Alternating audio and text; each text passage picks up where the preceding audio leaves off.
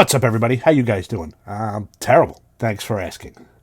This week, I'm going to try my hand at another repair video. Now, some of you might be saying, you did this weeks ago, or months ago at this point. We're still waiting for that TV to be fixed. And, well, to be honest, I'm waiting to fix it for myself. I'm working up the courage to try to fix that ribbon cable on that LCD display.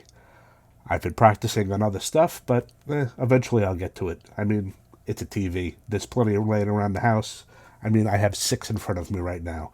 It's no rush. But for this week, I have this beauty.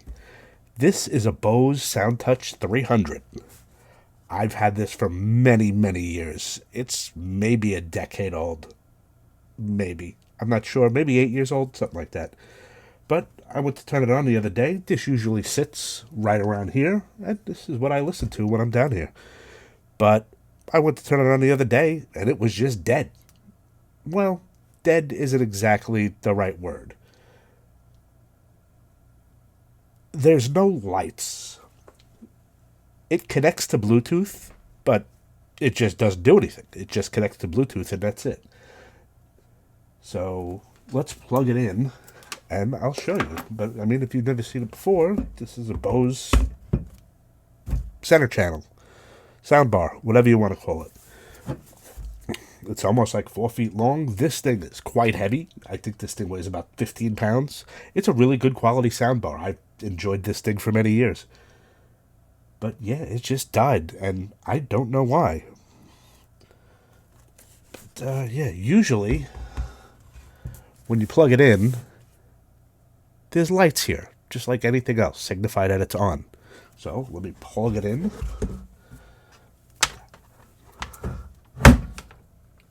This top is also glass, so that's the glare you're seeing. And yeah, I think I'm going to lay some paper towels down when I'm taking this thing apart, because yeah, it's pretty scratched up already, and we don't want to make it worse. But here we go.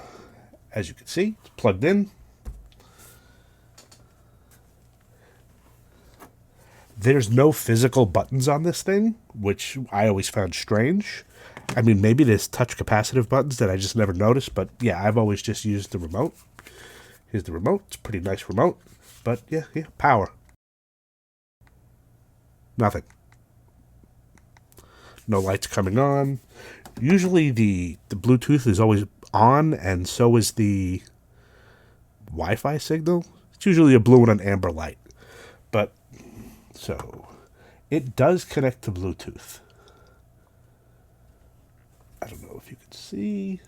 Yeah, you could probably see that.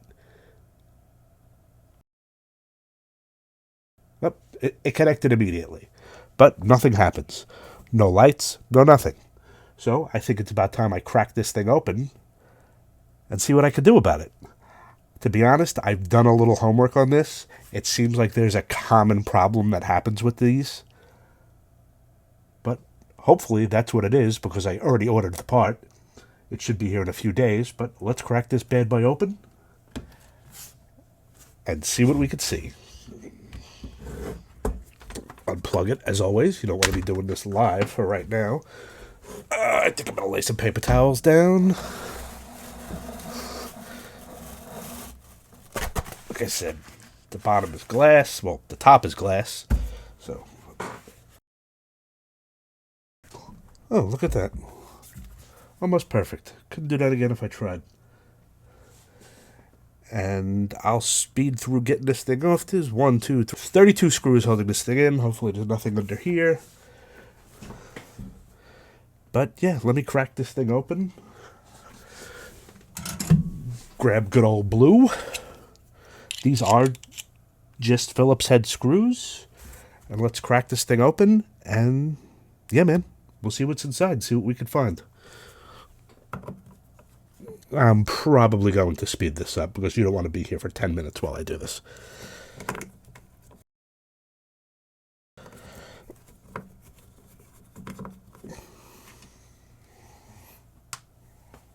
You know what? That's enough of that.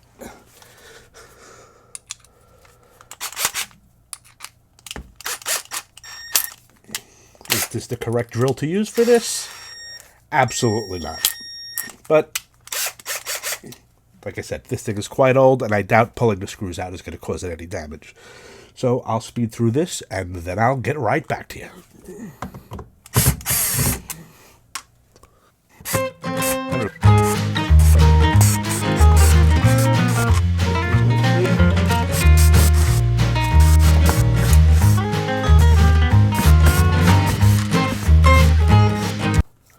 Think that's it. Let's see what Madame Ruby sees. Actually, that was pretty easy. Wow, it's dusty in there. In my homework, which means I went on Reddit and looked around, what seems to happen to these... Let me flip this around. Oy vey. I'm sure gonna...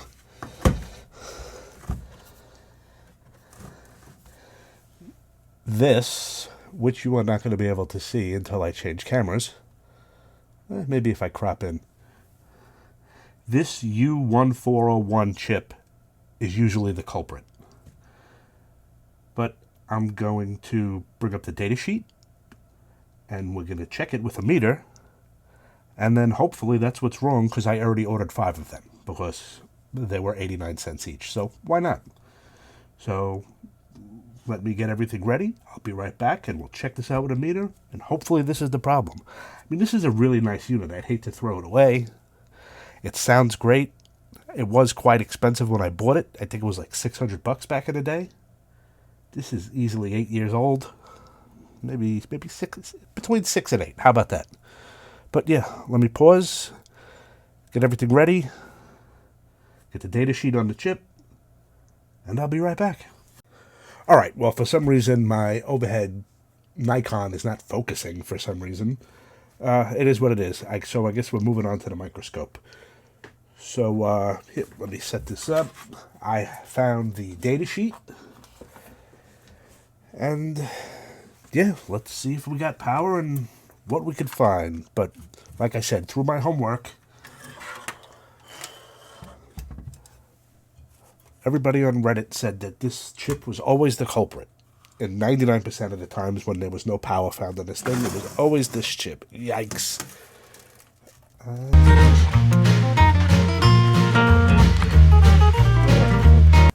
Alright, now we need the meter. Can't find out if anything's broken unless you have a meter. This audio quality on this video is probably not going to be great because I'm an amateur. And that's just the way it works. But the meter hooked up.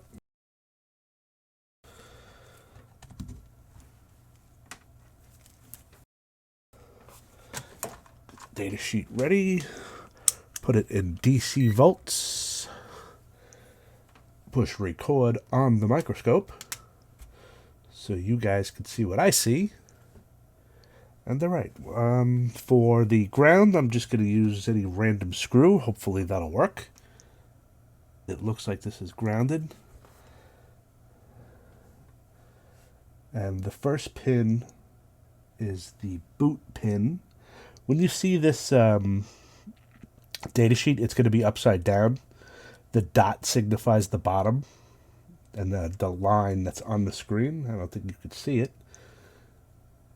The line on the screen, you get what I'm going for. So first pin is boot, so we don't need that. Second pin is power in. I'm guessing this should be about 20 volts. Oh, it helps if you plug it in.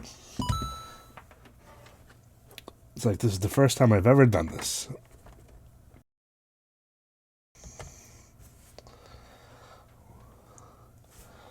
So again, screw for ground. Boot should be nothing.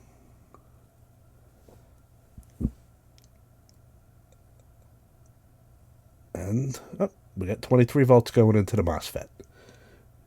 U1401 is a MOSFET, so that's always fun. And then above it is pH, which should also have power. Does it? it does not. So, like my homework said, it means this MOSFET is no good. Let's see if it's grounded. Is there anything on top? No. Boot? Anything? No. So, 23.1, let's call it 1.5. In, and nothing out. All right. See if it's grounded.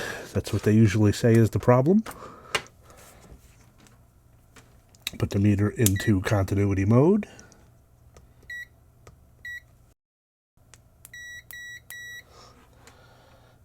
That work? Good. So, boot grounded? No. Power grounded? No. I unplugged it? Yes. Ground is grounded. Yep, it's grounded. Alright, so this chip is no good. Why it's no good? That I don't know. But like I said, I ordered a few. I'll change it. We'll see what happens. And to be honest, this board looks like it's going to be one hell of a pain in the ass to take out. So maybe I should get started on that right now. Get this microscope out of the way. Yeah, this glass is going to be all scratched up. It's all scratched up. Alright, yeah, so this looks like it's going to be fun to take apart. There's my handy drill. Well, here goes nothing.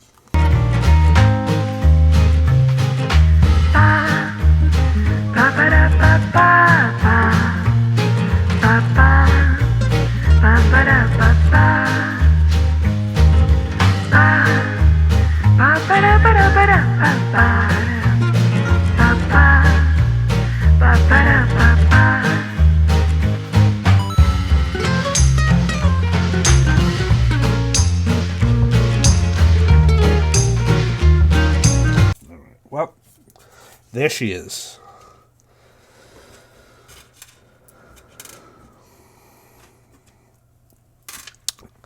Again, I've probably mentioned this before. I'm sorry about the breathing. I cannot breathe through my nose. I have a polyp for the past, 10 years. But I did just get health insurance for the first time in 30 years, so that polyp's going bye-bye. But yeah, you know what? I think I'm going to leave this like this until I get the chip in, make sure it's the same chip. And then I think it's time to do the board. Use the hot air station, and we'll see how it goes. Hopefully this one I'm successful. I guess we'll see tomorrow. The next day. And we're back. Well, unlike Amazon, DigiKey always delivers. So hopefully it's the right component. Open this bad boy up. Let's see what's inside.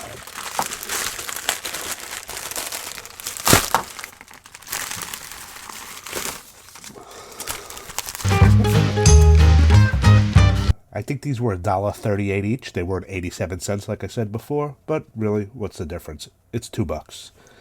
If I can get this thing working and it only costs $2 plus some time, can't beat that with a stick. And to be honest, I don't think it's the right part. But let's take one out and see.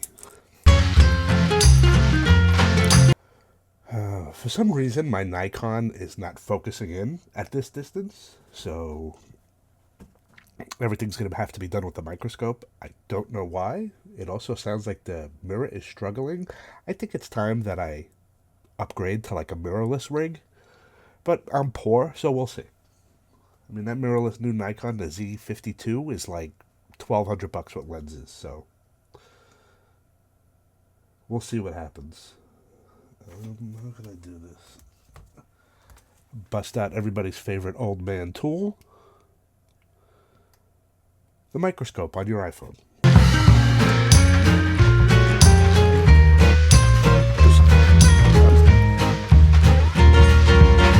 Well, I don't know. I'm going to pause this. I'm going to do a little homework and see if there's a difference in these chips because the numbers are slightly different. So, hold on. I'll be right back.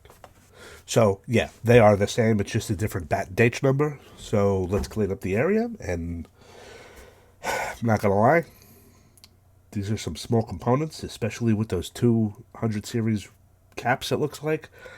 I am a little nervous to do this, but you only live once, right? So let me clean up this area, get this thing out of the way, and let's get to popping this bad boy off. Alright, I picked up this little trick. Hopefully it'll work. Instead of using Captain tape, I'm going to try aluminum foil tape, which I have in droves because, if you don't know, I'm in HVAC. So hopefully this goes according to plan. This chip out of the way.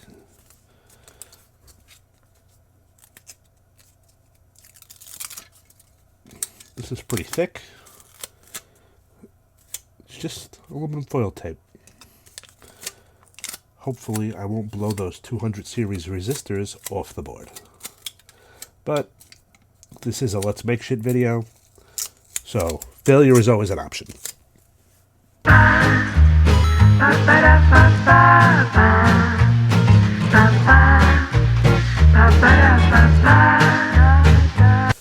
I think I'm going to use a little flux.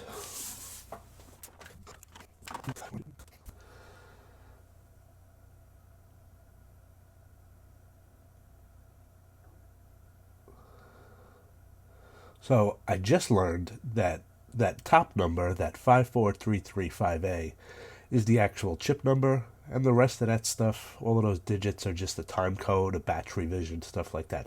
So they should all be the same, as long as that top number is the same. That's what the chat told me. We'll see if it's right. You know, I've been a mechanic for 30 years, whatever it is. And to this day, no matter how many times I've done the same thing, I still get nervous when I'm about to do something. Anybody else? That happened to anybody else? It's like 30 years of experience and it doesn't even matter. I'm still nervous every time I do something. Maybe it's just my personality. Maybe that's what kind of makes me a good mechanic. I don't know. It's like every job is the first one. But here goes nothing. This is a hot air station, if you didn't know.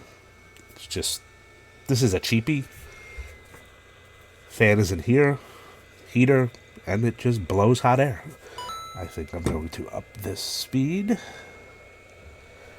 And where do I got this set at? This is a pretty thick board. I think I'm going to do around, we'll try it at 670. How's that? With about a 33% airspeed.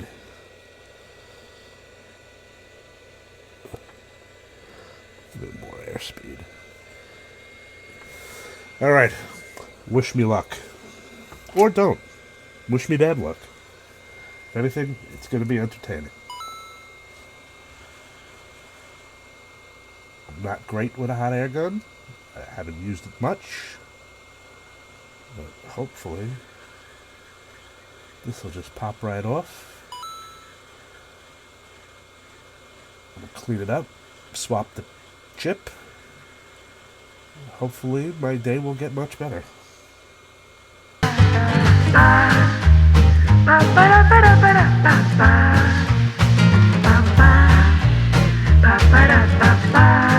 Come on, melt.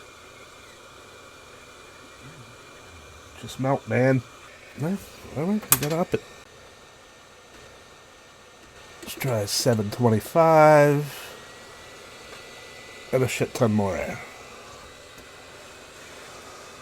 I'm trying to curb my cursing because it seems YouTube doesn't like that, but the channel is named Let's Make Shit, so this does not want to come off.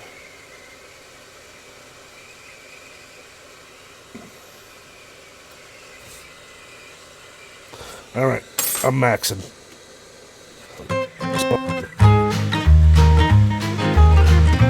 I mean, I know this is probably unleaded solder, but Jesus Christ.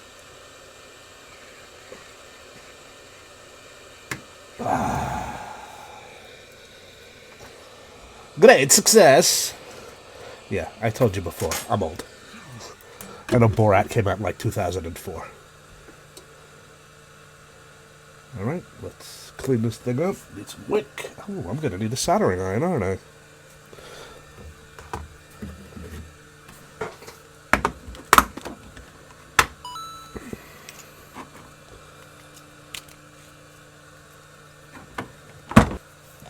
Wick.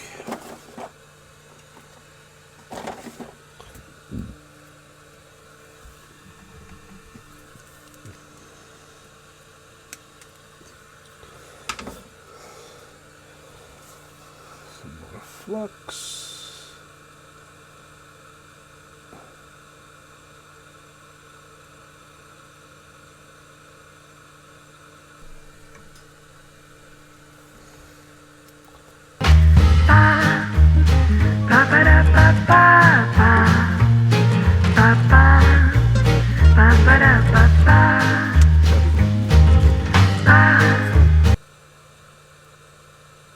Maybe I gotta add some low melt lead to this. Remember, I am an amateur.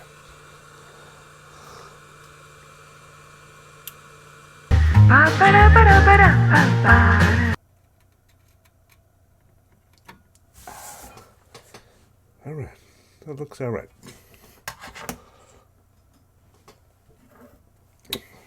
Gonna let this cool down. And I think I'm gonna do this with solder paste. But I'll be right back. Let this cool down, clean it up a little bit. Clean this bunch up a little bit. It's just isopropyl alcohol.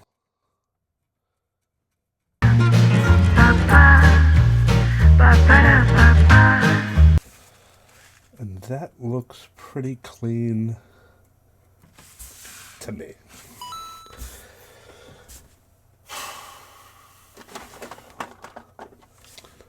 Some low melt solder paste.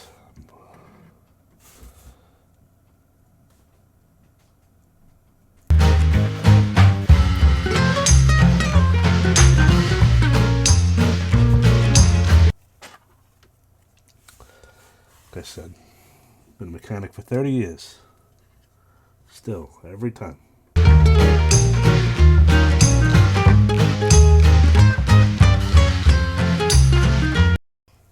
I'm gonna say that's okay. This is low melt, so gonna go lower on the thingy.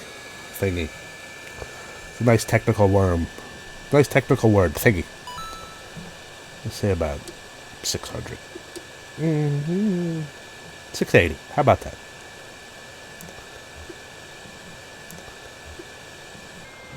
Much lower airspeed. And let's pray to Odin this works out.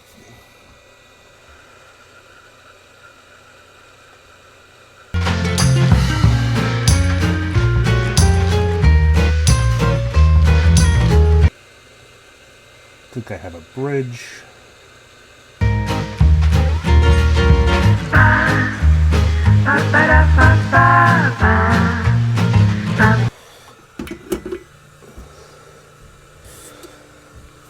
Give it a second to cool off, and then get rid of that bridge.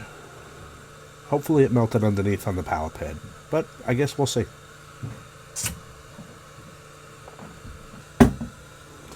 Alright.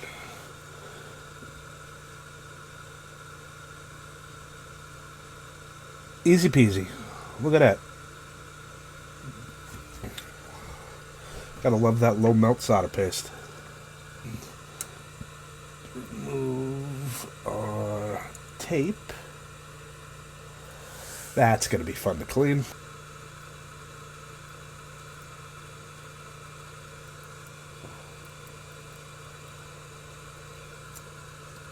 Yummy.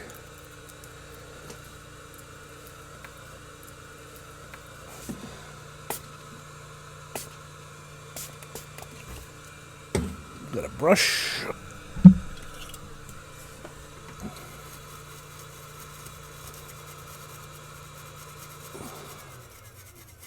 And I didn't blow any of the capacitors off. If this works, I'm going to be so thrilled, I might just open that Let's Solder Shit store. But, come on, this is me we're talking about. What do they say? You're never supposed to self-depreciate. I don't know. Self-depreciation is fun. I mean, that looks pretty clean to me. It's my KM wipe. This is a KM wipe. It's just no lint wipe. I mean, probably seen them used on other channels before. Kimtech, whatever it is. It's just no lint.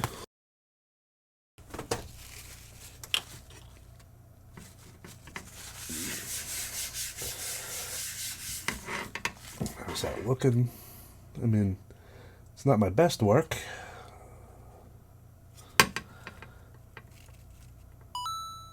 There's no bridges. Everything looks like it took. Alright, I think we're going to try to put this bad boy back in and see if it works. I broke the cardinal rule of repair jobs. I put my tools away before I tested it out. So I have no confidence this is going to work now. But let's try it anyway. Alright, just these connectors. I think they just push in. I hope they just push in because it would be a real pain in the ass if they didn't.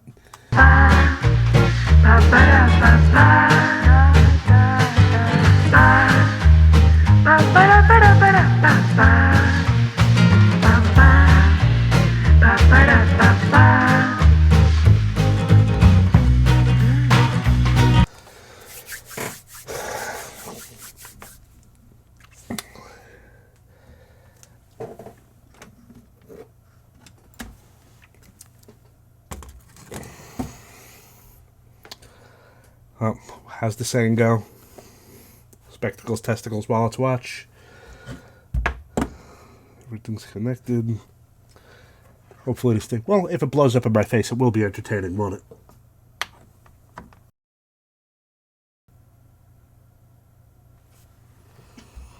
I don't know. Up!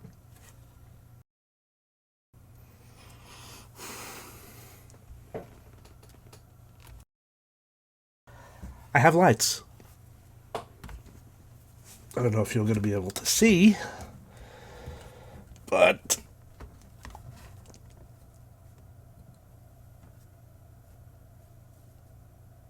I have lights. So let's put this bad boy back together. See if it works. Actually, maybe I can see if it works right now.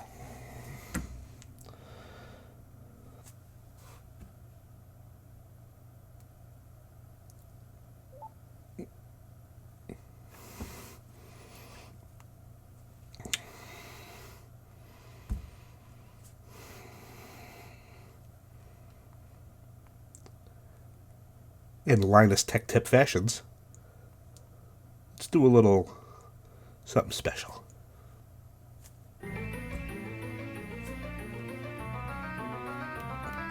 Up. Ooh.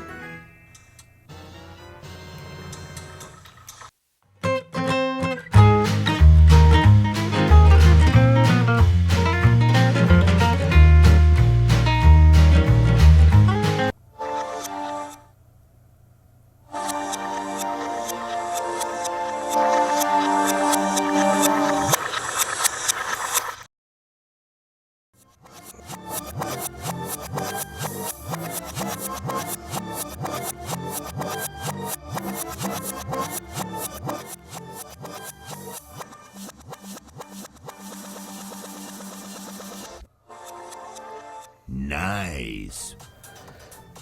All right, I'm going to button this thing back up.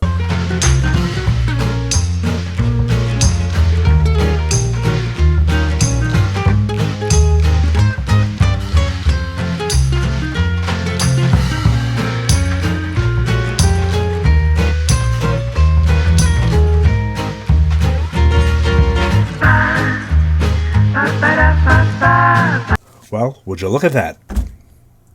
I think I was actually successful for once. Amazing. I'm pretty proud of myself right now. But, yeah, man. Listen, I've been saying this for a year already. If I can do this, yeah, it's corny and everybody says it, but if I could do this, you could do this. I mean, granted, I did have to cheat and look on Reddit and see what people were saying about why these go bad. But, so what? I saved having to buy a new speaker. Like I said, this was like $600 when I bought it. This is a very high quality speaker. A lot of people are going to go, oh, it's Bose, it's garbage. Listen, for us normal people, Bose is just really good. But, yeah, man. I'm super psyched right now.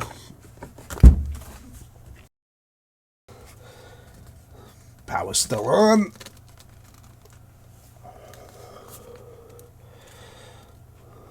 It is a beautiful looking speaker, I have to give it that. Let's rehook this back up to Bluetooth. Now that it's back together. And then I have to take everything that I put and put it back because it lives under here. So now I have to move all this stuff. Like that's a complaint I should have, that I have to lift something up. But you know what I mean, it's a pain in the ass. All right, SoundTouch 300. Connected.